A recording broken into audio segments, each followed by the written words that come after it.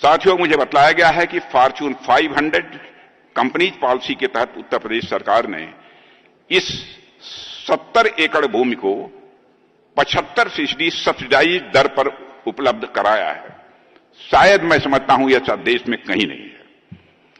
हालांकि अभी यह भूमि भले ही 75% सब्सिडी पर दी गई हो, लेकिन आने वाले समय में मुझे पूरा विश्वास है कि यह निर्णय सरकार के लिए कहीं अधिक फायदेमंद साबित होगा। इस भूमि से भविष्य में सरकार को अनेक प्रकार के इकोनॉमिक बेनिफिट्स यानी आर्थिक लाभ भी प्राप्त होंगे और यह क्षेत्र विकास का एक मजबूत केंद्र बनेगा। मैं योगी जी के बारे में कह सकता हूं, मैं समझता था कि आप राजनीति के ही माहिर हैं, लेकिन मैं तो इस नतीजे पर पहुंच गया कि आप तो अर्थशास्त्र में भी माहिर हैं।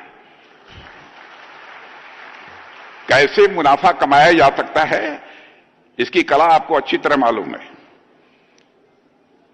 और हमारे प्रधानमंत्री मोदी जी जिस तरीके से देश को चला रहे हैं और अंतर्राष्ट्रीय जगत में भारत का मस्तक जिस तरीके से उन्होंने ऊंचा किया है, बहनों भाइयों, इसकी जितनी भी सराहना की जाए कम है।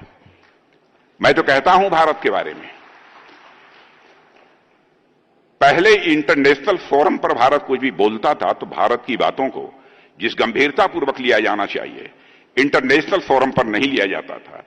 लेकिन आज इंटरनेशनल फोरम पर भारत कुछ बोलता है तो सारी दुनिया कान खोलकर सुनती है भारत बोल क्या रहा है। यह भारत की हैसियत बनी है।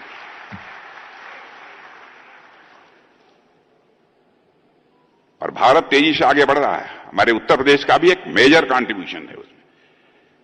और प्रधानमंत्री जी के मार्गदर्शन में 2030 तक उत्तर प्रदेश को $1 ट्रिलियन की अर्थव्यवस्था बनाने का लक्ष्य जो मुख्यमंत्री जी ने निर्धारित किया है वह प्राप्त होकर रहेगा, क्योंकि हमारा जो लंबा राजनीतिक जीवन का अनुभव है, जो कुछ भी देखा है, सीखा है, उस आधार पर मैं कह सकता हूं। और मुझे पूरा विश्वास है कि उत्तर प्रदेश समय से पहले ही इस लक्ष्य को हासिल करेगा। मुझे तो ऐसा लग रहा है, समय से पहले इस लक्ष्य को हासिल करेगा।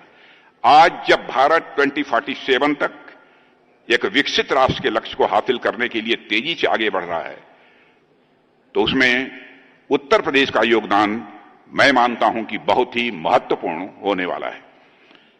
साथियों, आप सब जानते हैं एक विकसित भारत का रास्ता विकसित उत्तर प्रदेश से होकर ही जाएगा, ऐसा मैं आज विश्वास के साथ कह सकता हूं। विकसित भारत का रास्ता कहीं से जाएगा तो विकसित उत्तर प्रदेश से होकर ही जाएगा, ऐसा मेरा पक्का विश्वास है।